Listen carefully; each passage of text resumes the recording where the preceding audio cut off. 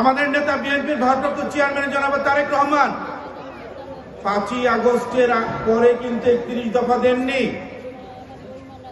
আমাদের নেতা বিএনপির ভারপ্রাপ্ত চেয়ারম্যান জনাব তারেক রহমান 31 দফা দিয়েছিলেন 2023 সালের 13ই জুলাই। একটি বৈষম্যহীন সমাজ গড়ার লক্ষ্যে, একটি সুখী স্বনির্ভর বাংলাদেশ গড়ার লক্ষ্যে 31 দফা দিয়েছিলেন 2023 সালে।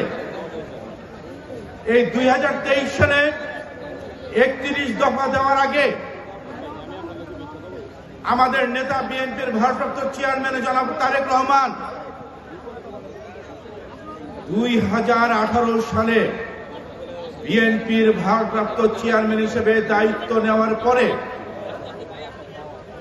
শেখ হাসিনা পতিত স্বৈরাচার ফ্যাসিস্ট শেখ হাসিনার আমলে বাংলাদেশ যখন একটি অকার্যকর রাষ্ট্রে পরিণত হয়েছিল, বাংলাদেশে যখন ফ্যাসিবাদী কর্তৃত্ববাদী নিয়ন্ত্রণ হয়েছিল, মানুষের স্বাধীনতা, মৌলিক অধিকার, মানুষের বাক স্বাধীনতা ছিল না, দেশের অর্থনৈতিক কাঠামো যখন ভেঙে পড়েছিল, এদেশের শিক্ষা ব্যবস্থা যখন ধ্বংস হয়েছে, নারীদের সম্মানকে যখন কেড়ে নেওয়া হয়েছে, বাংলাদেশের আলেম সমাজকে কারাগারে পাঠিয়ে যখন আলেম সমাজকে অপমানিত করা হয়েছে, তখন থেকে কিন্তু আমাদের নেতা বিএনপির ভারপ্রাপ্ত চেয়ারম্যান সেই শেখ হাসিনার ফ্যাসিবাদী কর্তৃত্ববাদী স্বৈরাচারী বাংলাদেশ থেকে রক্ষা করার লক্ষ্যে তখনই 2018 সালে আমাদের নেতা জনাব তারেক রহমান কিন্তু একটি স্লোগান দিয়েছিলেন।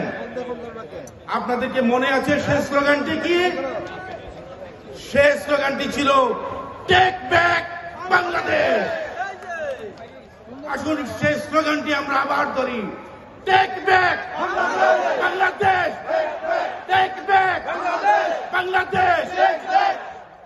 সেই টেক ব্যাক বাংলাদেশের স্লোগানের আলোকে বাংলাদেশের রাষ্ট্র কাঠামো মেরামতের লক্ষ্যে ফ্যাসিবাদী কর্তৃত্বপরায়ণ, অপশাসন, দুর্নীতিপরায়ণ, সর্বোপরি একটি নতজানু রাষ্ট্র থেকে একটি স্বাধীন সার্বভৌম মাথা উঁচু করে বাংলাদেশ গড়ার লক্ষ্যে আমাদের নেতা জনাব তারেক রহমান ভারপ্রাপ্ত চেয়ারম্যান হওয়ার পর থেকেই টেক ব্যাক বাংলাদেশ স্লোগান দিয়েছিলেন।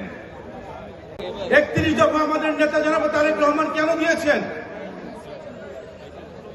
31 দফা আমাদের নেতা জনাব তারেক রহমান এর জন্য ঘোষণা দিয়েছেন, হাসিনার ফ্যাসিবাদী আমলে মানুষের বিচারের জায়গাটা, বিচার ব্যবস্থাকে সম্পূর্ণরূপে ধ্বংস করেছিল এবং আজ্ঞাবহ বিচারের মাধ্যমে মানুষের ন্যায় বিচার পাওয়ার জায়গাটাকে ধ্বংস করা হয়েছে।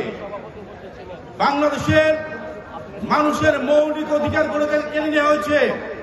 সংবিধানে যেখানে স্পষ্টভাবে উল্লেখ আছে গণপ্রজাতন্ত্রী বাংলাদেশের মালিক হচ্ছে এদেশের জনগণ, কিন্তু হাসিনার আমলে বাংলাদেশের জনগণকে দাসে পরিণত করা হয়েছে এবং যারা রাষ্ট্র কাঠামো পরিচালনা করত তারা এদেশের মালিক বনে গিয়েছিল।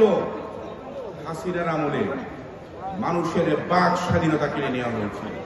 শুধু কি মানুষের বাক স্বাধীনতা কেড়ে নেওয়া হয়েছিল?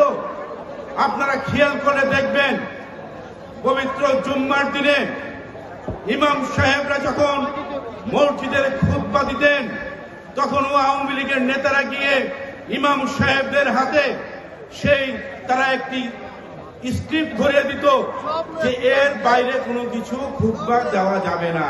কথা ঠিক কিনা?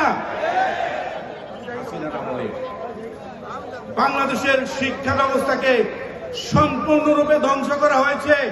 পরীক্ষার আগের রাত্রি কি দেখা যেত? 5 লাখ 10 লাখ টাকা থেকে শুরু করে লাখ লাখ টাকায়, এমনকি দেশের মেডিকেলের ছাত্র ছাত্রীদের প্রশ্নপত্র 20 লাখ 25 লাখ টাকা দিয়েও আমরা প্রশ্নপত্র ফাঁস হতে দেখেছি কিনা? হাসিনার আমলে বাংলাদেশের চিকিৎসা ব্যবস্থা সম্পূর্ণরূপে ভেঙে পড়েছিল।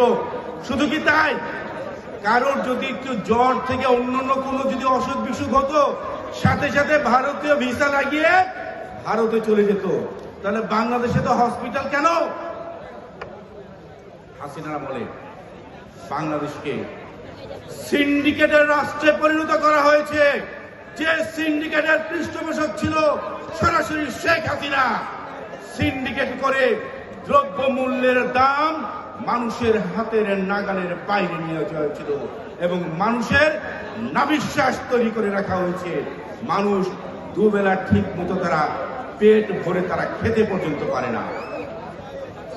এই সকল অপশাসন থেকে বাংলাদেশের মানুষকে মুক্তি দেওয়ার জন্য বাংলাদেশের মানুষের মুক্তির সনদ হিসেবে আমাদের নেতা জনাব তারেক রহমান 31 দফা প্রণয়ন করেছে।